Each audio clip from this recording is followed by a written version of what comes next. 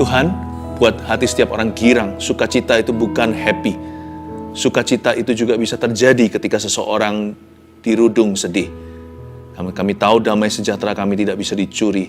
Thank you Tuhan Yesus, Engkaulah sumber sukacitaku. Berkati keluarga saat teduh dengan firman yang dari Tuhan. Sembunyikan hamba-hambamu di balik salibmu. Dalam nama Yesus. Amin. Puji Tuhan. Sebelum saya memberikan satu kado firman, keluar dari hasil renungan saya secara pribadi dengan Tuhan, alangkah baiknya Anda juga memberikan kado pada orang yang di sebelah kanan kiri Anda berupa senyuman jikalau ada bersama seseorang sekarang ya. Kalau Anda sendirian juga tersenyumlah. Tuhan senang sekali melihat Anda gembira. Saya berikan judul firman Tuhan yang saya bagikan ketika Yesus tertawa. Hah? Yesus pernah tertawa? Ada ayatnya. Saya ajak Anda untuk melihatnya sebentar lagi ya. Ketika Yesus tertawa, tips bergembira. Penting sekali. Ada pepatah begini dalam bahasa Inggris ya. Eat an apple a day and you may keep the doctors away. Makan apel tiap hari, maka kita nggak perlu ke dokter lagi. Kalau kita makan sehat, makan buah-buahan, sayuran, olahraga. Kalau itu hanya fisik saja. Tapi tahukah Anda bahwa hati yang gembira adalah obat? Itu obat yang paling natural dan bebas biaya lagi. Masalahnya bukan orang nggak mau happy. Banyak orang nggak mampu untuk bergembira. Karena mereka hidupnya lagi susah. Saya ngerti. Makanya itu carilah alasan untuk sukacita dari tempat yang maha tinggi. Nah, kalau kita cara perspektifnya, kalau kita punya cara pandang maksudnya, perspektif kita berubah, hati kita juga akan mengikutinya. Mari kita buka sama-sama di Lukas pasal yang ke-10, ayat yang ke-21. Ucapan syukur dan bahagia. Ini satu-satunya di seluruh Alkitab. Yang menjelaskan bagaimana Yesus tiba-tiba happy banget atau bergembira luar biasa. Ayat 21 bunyinya, pada waktu itu juga bergembiralah Yesus dalam Roh Kudus dan berkata, aku bersyukur kepadamu Bapa, Tuhan langit dan bumi, karena semuanya itu engkau sembunyikan bagi orang bijak dan orang pandai. Tetapi engkau nyatakan kepada orang kecil, ya Bapa, itulah yang berkenan kepadamu. Semua telah diserahkan kepadaku oleh Bapakku, dan tidak ada seorang pun yang tahu siapakah anak selain Bapa, dan siapakah Bapa selain anak, dan orang yang kepadanya anak itu berkenan menyatakan hal itu. Sesudah itu berpalinglah Yesus kepada murid-muridnya tersendiri dan berkata, berbahagialah mata yang melihat apa yang kamu lihat. Karena aku berkata kepada kamu, banyak nabi dan raja ingin melihat apa yang kamu lihat, tetapi tidak melihatnya. Dan ingin mendengar apa yang kamu dengar, tetapi tidak mendengarnya. Ayat yang ke-21, pada waktu itu juga, bergembiralah Yesus dalam Roh Kudus. Dalam bahasa Yunaninya, kata bergembiralah di sini itu konotasinya thrilled with joy atau happy-nya luar biasa. Ini dalam bahasa Inggrisnya bunyinya kurang lebih begini. And Jesus rejoiced strongly. Yesus bukan hanya happy so-so atau ya pokoknya bergembira dengan senyum dikit di wajah. Kesannya Yesus tertawa, bukan hanya smile doang di wajah. Karena waktu itu, ayat ini berkata, bergembiralah Yesus. Kata bergembiralah Yesus itu nggak main-main. Berkali-kali Tuhan Yesus digambarkan sedang meratap, menangis, seperti waktu Lazarus mati, ada di kuburan, masih gula hatinya, and Jesus wept.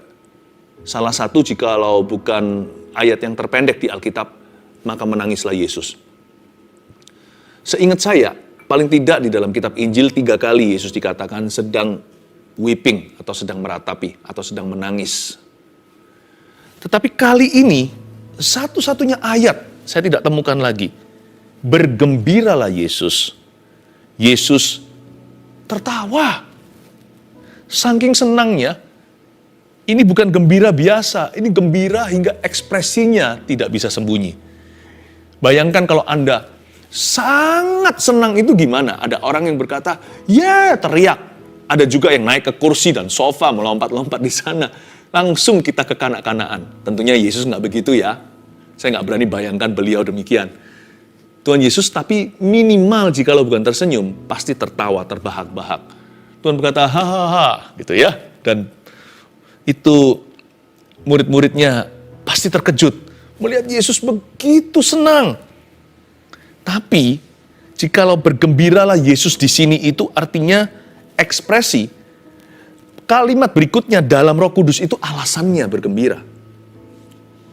Karena orang gila juga tertawa sendiri. Orang yang sakit jiwa bisa terbahak-bahak tanpa alasan. Kita punya sukacita itu bukanlah tanpa alasan yang jelas loh ya. Justru kita anak-anak Tuhan itu patut bahagia, patut bergembira, harus bersukacita, karena kita ini punya alasan yang orang dunia nggak punya. Bahkan lagu sekolah minggu bunyinya happy ya, happy ye. Saya senang jadi anak Tuhan, siang jadi kenangan, malam jadi impian, cintaku semakin mendalam. Dari kecil kita diajari, kalau kita dari kecil sudah orang Kristen loh ya, kita ke sekolah minggu, nggak mungkin kita luput dari lagu itu. Orang Kristen itu orang yang paling happy di seluruh bumi. Bukan karena dia nggak punya masalah, karena kita adalah anak-anak Tuhan. Bergembiralah Yesus dalam Roh Kudus, itu bicara tentang alasannya. Kalau kita anak-anak Tuhan, alasannya apa? Karena nama kita tertulis dalam kitab kehidupan.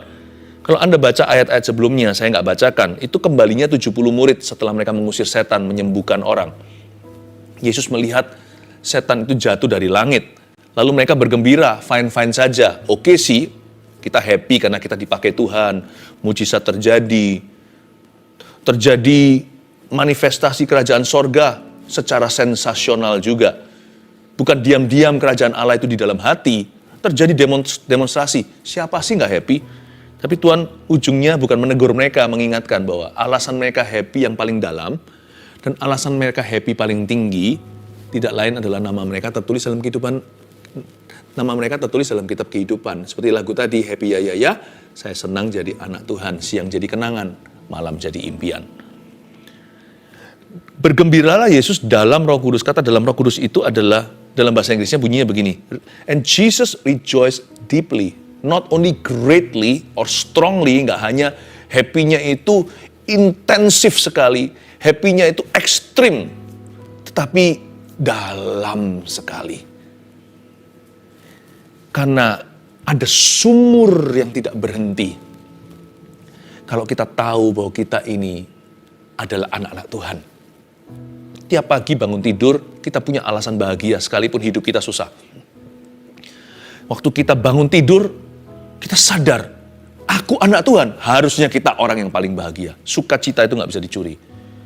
Apapun terjadi Tuhan, hidup kalau Kristus, mati adalah keuntungan, aku berhak bahagia hari ini. Masalah akan kuhadapi satu persatu, kesusahan sehari adalah untuk sehari. Tetapi pagi hari, saya sapa Tuhan, saya bisa nyapa Tuhan aja, betapa beruntungnya aku ini. Saya tiap pagi bangun tidur berkata begini, bukan roh agamawi loh ya. Ini saya tidak menyebut agama maksudnya. Tapi hubungan dengan Allah. Every morning, setiap pagi saya bangun tidur, saya sukacita. I'm happy that I'm a Christian. Saya bangga dan bergembira karena saya adalah orang Kristen yang lahir baru. Saya adalah anak Tuhan. Itu bukan KTP-nya. Saya merujuk atau menunjuk kepada hubungannya. Nah, Yesus kali ini bergembira dalam Roh Kudus. Karena apa ya? Saya tunjukkan betapa mulianya Juru Selamat kita. Tidak ada ayat lain yang menunjukkan Yesus begitu bahagia. Bukan berarti Yesus itu sedih terus. Enggak. Cuman memang hanya satu ayat ini aja yang menceritakan demikian. Coba kita baca ayat 21 sekali lagi. Pada waktu itu juga bergembiralah Yesus dalam Roh Kudus dan berkata, Aku bersyukur kepadamu Bapa, Tuhan langit dan bumi, karena semuanya itu engkau sembunyikan bagi orang bijak dan orang pandai. Oke, belum ya? Belum ketahuan kenapa dia happy. Kalimat berikutnya menunjukkan, tetapi engkau nyatakan kepada orang kecil. Ya Bapa, itulah yang berkenan kepadamu. Alasan Tuhan bergembira demikian rupa, kali ini adalah karena sukses murid-muridnya. Can you be happy for other people's success? Bisa nggak kita bahagia untuk keberhasilan orang lain?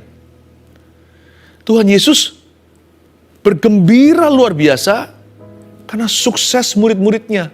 Murid-muridnya ini juga sahabat-sahabatnya. Bisa nggak kita itu happy karena orang lain diberkati? Apalagi kalau orang lain itu bukan orang lain sama sekali, itu teman-teman kita.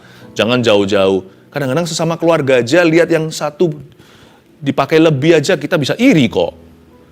Jangan jauh-jauh, saudara aja yang satu dipuji, yang satu lupa untuk dipuji oleh papa mama, bisa berantem di antara mereka. Bisa punya perasaan saling tidak enak. Tapi Tuhan Yesus itu beda sama kita. Hati Tuhan itu besar sekali. Dia kan juru selamat. Memang di dalam dirinya ada DNA berkorban. Tuhan gak pernah di dalam cerita yang lain itu segembira ini. Tapi kali ini Tuhan happy karena melihat murid-muridnya dipakai oleh Bapa. Bapa, engkau sembunyikan semua itu dari orang bijak, orang pandai. Tapi these nameless children of mine, ini anak-anak rohaniku ini yang tanpa nama, tanpa wajah. Zaman itu siapa tahu Petrus, sekarang kita tahu karena ada Injil.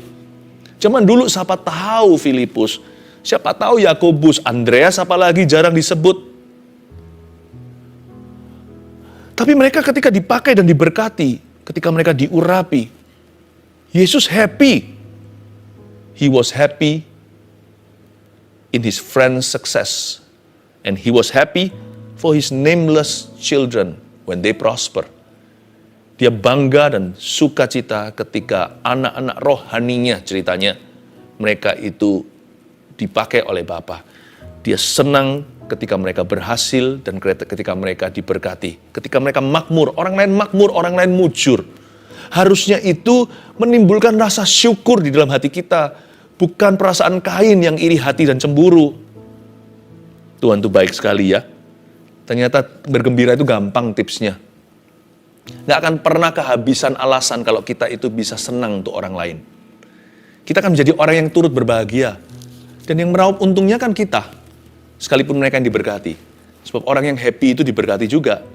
Berapa mau beli sukacita? Zaman ini orang high pakai narkoba.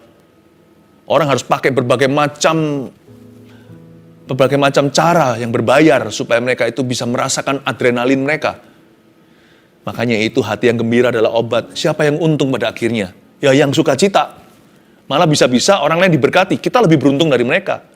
Mereka punya berkat materi, kita umurnya panjang.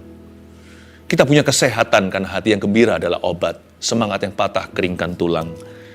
Tuhan tuh mau memberkati kita, tapi aneh cara Tuhan memberkati. Cara Tuhan memberkati nggak tentu langsung kasih kita materi, jawab doa kita. Tapi buat kita happy dari dalam. Rejoicing deeply in the Holy Spirit di dalam Roh Kudus. Belajar dari Yesus. Kalau dia adalah guru kita muridnya, ya kita harus belajar dari dia dong. Dan seorang murid tidak melebihi gurunya. Murid akan menjadi seperti mentornya.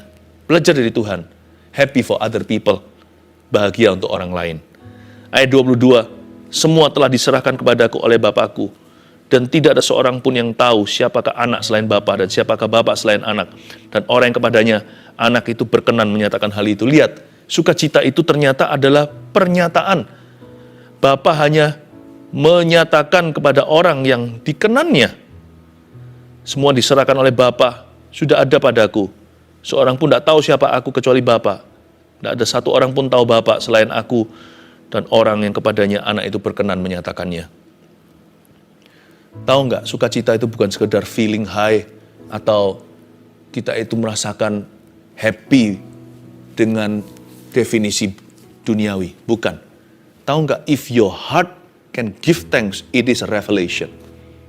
Kalau hatimu bisa bersyukur, itu pewahyuan. Itu Bapa yang membisikkan. Bapa yang membisikkan kepadamu. Yesus yang memberikan kepadamu. Kita lihat lagi ya, tarik ke atas ayat 21 di kalimat terakhir. Coba lihat kalimat terakhir, ada tulisan begini. Ya Bapa, itulah yang berkenan kepadamu. Setelah Tuhan mencetuskan alasannya happy, karena engkau, Bapa menyatakan kepada orang kecil, lalu setelahnya Yesus berseru, ya Bapa, itulah yang berkenan kepadamu. Kata ya Bapa situ adalah suara keras sebenarnya. Setiap kali Anda melihat ya Bapa, seperti ketika Yesus berdoa di depan kuburan Lazarus sebelum dia membangkitkannya, dia berseru kepada Bapaknya, Bapa. Setiap kali ada kata ya Bapa, itu seruan. Ternyata ketika Yesus bergembira, saat Yesus tertawa, Yesus jadikan itu ucapan syukur. Berapa banyak di antara kita kalau kita happy kita nggak berdoa? Kalau kita happy langsung hilang dari peredaran Allah. Tadinya kita menangis-nangis di kaki Tuhan, minta sesuatu dari tangannya. Setelah diberi, kita ngilang. Seperti 9 orang kusta dari 10 yang disembuhkan. Tapi Yesus beda. Setelah Tuhan Yesus happy, ketika dia tertawa, hal yang pertama dia lakukan setelah emosi bahagia adalah break into praise. Dia berkata, ya Bapa. Itu seolah-olah Yesus berseru, I thank you my Father. Ya Bapa, itulah yang berkenan kepadamu. Setiap kali Yesus bergembira, ujungnya selalu memuji Bapa. Setiap kali Yesus happy, berakhir pada roh doa. Dan sebuah seruan iman. Terima kasih ya Bapakku yang ada di dalam sorga. Menurut saya, haleluya lebih bagus daripada hore saja. Kalau kita happy, kita senang kan, hore! Ada yang lebih appropriate, lebih tepat dari itu. Ketika sengat bahagia itu mengena ke hatimu, tiba-tiba ada perasaan tinggi karena Anda dapat sesuatu, kan pasti ada alasannya. Apalagi untuk alasan mulia seperti orang lain diberkati. Hal pertama yang harus Anda dan saya ingat lakukan is to break into praise. Sebab yang kesatu yang patut mendapat kemuliaan setiap kali dia menggirangkanmu, setiap kali hatimu menemukan happiness, setiap kali jiwamu bersuka cita, nomor satu yang layak menerima pujian, yang pertama yang patut mendapat kemuliaan adalah Bapamu yang ada di dalam sorga. Saya pilih haleluya daripada hore saja. Jikalau apapun alasan saya bergembira saat itu, saya akan lampiaskan ke atas sebelum saya nikmati di bumi. Dan itu yang Tuhan ajari. Ketawa sih sama, semua orang bisa tertawa. Tapi Yesus tertawanya di bawah ke tata Bapa. Saya mau belajar seperti Tuhan. Dialah guruku, dialah jalanku, kebenaranku, dialah hidupku. Yesus seperti apa? Saya mau kayak gitu. Yesus kalau begini, saya mau belajar juga sama. Yesus itu mentor kita semua. Dia maha guru, bukan hanya Tuhan dan Juru Selamat. Dialah teladan dengan T huruf besar. Sekarang saya ngerti, kalau saya happy, saya harus berbuat apa. Setiap kali saya senang, saya akan masuk ke ruang doa saya. Kalau saya sendirian loh ya, atau kalau saya sedang di rumah, saya berlutut atau saya duduk, saya berkata, thank you, Father. Kalau saya tidak bisa bicara keras-keras, ada orang di sebelah saya, ada orang di sekeliling kita nggak usah seperti orang Farisi yang mencari perhatian, nggak usah caper gitu. Tapi kalau nggak ada orang, saya biasanya angkat tangan di ruang studi saya. Di kamar saya ada sebuah ruang saat teduh saya secara pribadi, saya angkat tangan saya dan berkata, thank you Father, terima kasih Bapak. Saya belajar dari guru saya, dari rektor sorga, Yesus Kristus namanya. Oh, I love him. Makanya itu saya senang sekali kalau setiap kali Tuhan senang itu ya saya double senang. Karena kalau Tuhan senang itu ya, Yesus itu manis sekali. Tiap kali dia happy, kalau dia itu senang karena kita. Makanya ada lagunya, menyenangkanmu, senangkanmu. Hanya itu kerinduanku. Kalau kita menyenangkan dia, kalau Tuhan happy itu ya, aduh kita kena imbasnya. Roh kita itu tiba-tiba kayak bersuka cita dalam Roh Kudus, entah kenapa. Yang membuat saya paling happy tahu apa? Ketika melihat satu orang berdosa bertobat. Ketika saya melihat jiwa-jiwa yang tersesat ditemukan. Ketika saya melihat mereka yang terhilang diselamatkan, itu kayaknya tertular dengan malaikat di sorga. Happy-nya itu tiada duanya. Barang itu bisa senang sebentar, 2 minggu kemudian bosan. Atau kita bisa bagaimana di sebuah rumah yang mewah, sekalipun itu pemberian, percayalah, setelah 1 tahun, Anda tidak akan terasa di dalam rumah mewah. Itu hanyalah rumahmu. It's just your house, your home, dan Anda terbiasa di situ. Tapi kalau satu ini nggak pernah selesai happy-nya. Kalau kita melihat orang berdosa diselamatkan oleh Tuhan. Ayat yang ke-23, sesudah itu berpalinglah Yesus kepada murid-muridnya tersendiri dan berkata, berbahagialah mata yang melihat apa yang kamu lihat. Ini interesting loh ayat 23. Yesus gak berhenti simpan happy untuk diri sendiri. Ketika Yesus tertawa, Yesus bagikan sukacitanya. Sesudah itu berpalinglah Yesus kepada murid-muridnya. Jadi Yesus punya joy atau sukacita itu contagious atau sangat menular sekali. Kalau sukacita yang dari Tuhan di dalam hidup kita itu pasti akan mempengaruhi orang lain. Makanya itu orang menggerutu, mengeluh itu sangat menyesatkan. Seperti bangsa Israel, ada the spies atau ada 12 pengintai yang bersukacita hanya 2. Yang 10 mengeluh, seluruh bangsa keracunan semua. Tetapi sukacita itu juga bisa sangat menular. Makanya itu jangan disimpan. Sesudah itu berpalinglah Yesus kepada murid-muridnya tersendiri. Dia berpaling. Saya bisa bayangkan waktu Yesus berpaling itu wajahnya pasti ada aura sukacita. Entah Yesus senyum kek atau gimana. Lalu Yesus berkata begini, berbahagialah mata yang melihat apa yang kamu lihat. Karena aku berkata kepadamu, banyak nabi dan raja ingin melihat apa yang kamu lihat, tapi nggak melihatnya. Dan ingin mendengar apa yang kamu dengar, tapi tidak mendengarnya.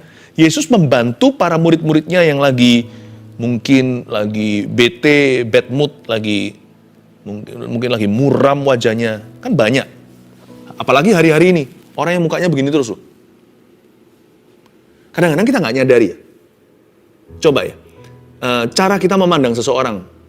Misalkan kita kenal nih, tapi kita masih ragu-ragu untuk menyapa. Saya pernah ya, dari waktu di tempat umum gitu, saya jalan gitu ya, lalu dilihatin orang begini. Saya kira dia marah sama saya, sampai saya introspeksi, saya ini salah apa? Mungkinkah tadi di parkiran, lalu saya duluan masuk, lalu dia marah sama saya? Misalkan di sebuah pusat perbelanjaan, mungkinkah dia tadi ketemu sama saya di parkiran? Saya nggak kenal dia. Begini. Jadi gampang misunderstanding, gampang salah paham. Makanya itu wajah jangan dibuat muram-muram terus, karena kalau wajah muram lama-lama juga susah hati itu happy. Karena kita ini orang-orang Asia itu lebih pelit senyum. Ayo, jujur terus terang. Nah, setelah itu tak lama kemudian ternyata saya disapa, ternyata itu orang kenal saya, lalu dia baru senyum. Untung. Kesan pertama begitu menipu. Saya kira dia marah sama saya. Wajah kita itu loh kurang latihan otot senyumnya. Kita tuh lebih suka gravitasi ke bawah. Begitu terus. Waktu Yesus berpaling, saya yakin wajahnya enggak begini. Saya yakin enggak. Saya yakin wajahnya itu ceria. Apa salahnya sih wajah ceria? Apalagi kalau Tuhan katakan hati gembira itu obat. Obati dirimu sendiri, itu bukan terapi loh, itu healing. Kalau terapi itu kan proses, ini healing. Hati gembira adalah obat, itu healing. Itu kesembuhan. Berpalinglah Yesus pada murid-muridnya tersendiri dan berkata, berbahagialah mata yang melihat apa yang kamu lihat. Selain itu, Yesus menaruh dalam kata-kata, menolong murid-muridnya untuk menyadari berkat unik yang mereka miliki. Orang yang bergembira dalam Tuhan akan sanggup membantu orang lain untuk bergembira dalam Tuhan juga. Orang yang punya attitude sikap hati yang positif akan membantu orang lain untuk melihat donatnya dan melupakan lubangnya. Yesus itu ajari mereka, guys, do you know how uniquely blessed you are? Tahu nggak kalian itu betapa diberkati oleh Bapa? Dan berkatmu itu unik sekali loh. Berapa banyak nabi dan raja ingin melihat yang kau lihat dan mendengar apa yang kau dengar. Contohnya, ini andai kata kalau dikembangkan ya sama Tuhan, Raja Daud akan bayar dengan seluruh harta kerajaannya, semua emas perak permata bahkan tahtanya, untuk melihat hari ini anak Daud mencelikkan mata orang buta, membangkitkan orang mati, membuat orang lumpuh berjalan. Dia hanya membawa hadirat Allah yang tidak kelihatan, yang hanya terasa saja. Dibawa masuk ke Yerusalem, yaitu tabut perjanjian ada, dia berani nari-nari seperti orang gila, sampai diejek oleh istrinya. Apalagi melihat wujud hadirat itu, bukan hanya yang kelihatan, bukan hanya yang tidak kelihatan. Kalau dia melihat wujudnya, yaitu anak Allah, dan melihat langsung pekerjaannya, saya yakin Daud pasti akan membayar harga berapapun untuk kursi VIP itu. Kursi VIP itu kuberikan sekarang cuma-cuma kepada nelayan.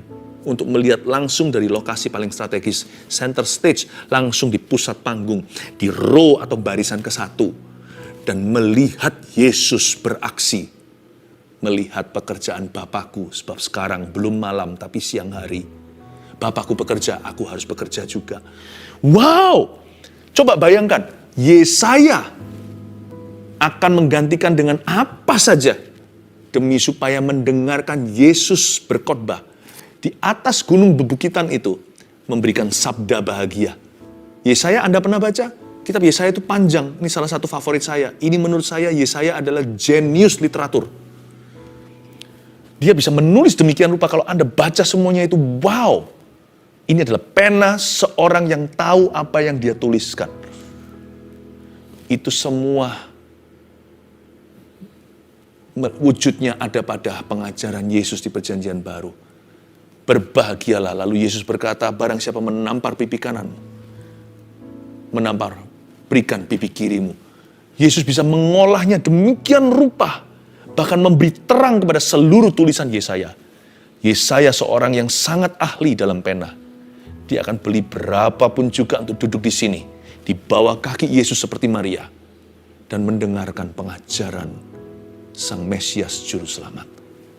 Tapi kursi itu kuberikan kepadamu. Wow! Sehingga murid-muridnya berkata, iya Tuhan.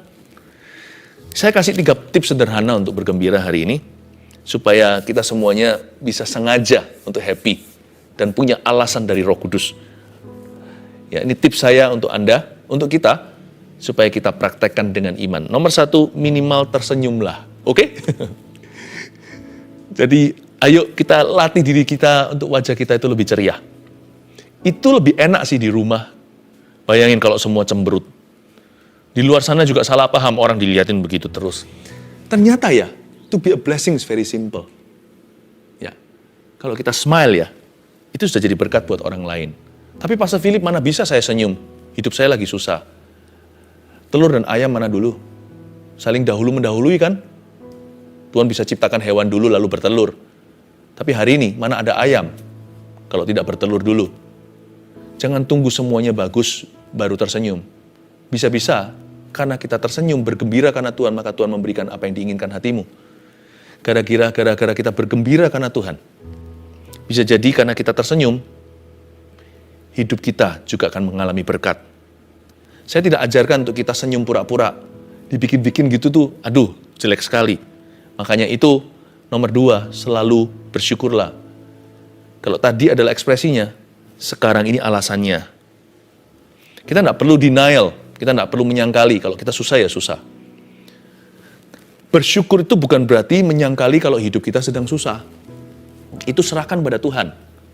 Bersyukur itu berarti mencari alasan Tuhan Yesus di dalam setiap keadaan.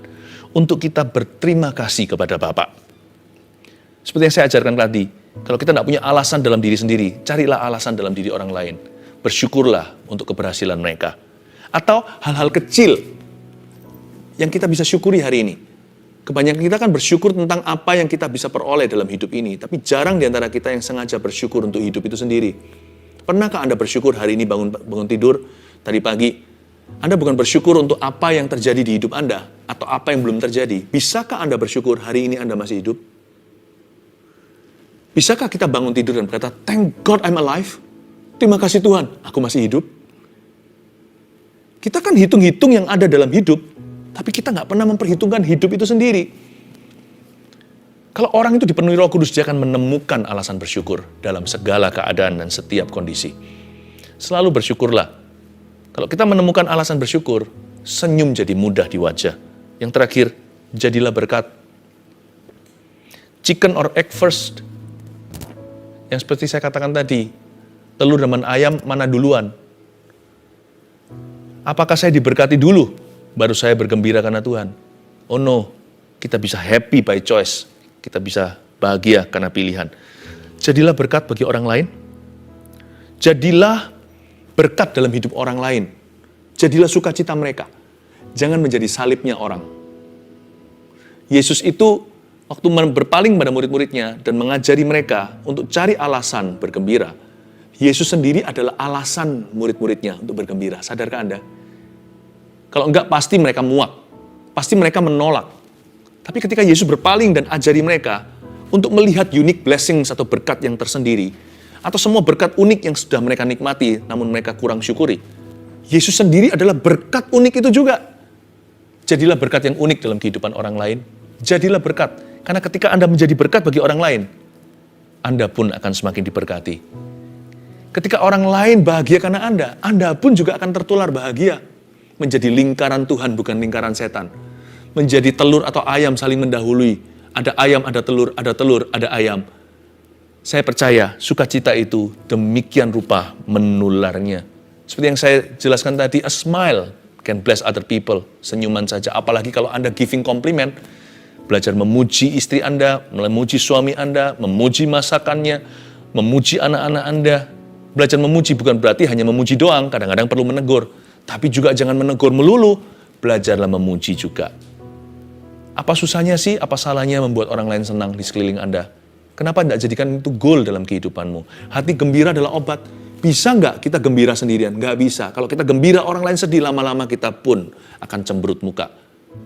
Ciptakan suasana yang lebih happy di dalam rumahmu. Jadilah berkat dulu. Ya, 3 tips sederhana. Ketika Yesus tertawa, ini tips bergembira nomor 1, minimal apa? Tersenyumlah. Kedua, selalu bersyukurlah.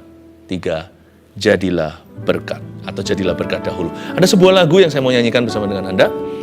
Ini lagu ditulis oleh salah satu pastor di Gereja Mawar Sharon yang punya sense of humor atau punya selera humor yang tinggi, ya, Pastor Yudi. Ini lagu, betul ya, Pastor Yudi yang tulis ini lagu. Ini lagu ditulis oleh salah satu orang di antara kami yang paling lucu. Dan dia sangat cinta Tuhan. Tapi kalau nggak salah, lagu ini lahir dari sebuah pergumulan. Dan justru Tuhan ajari dia untuk selalu mengucap syukur.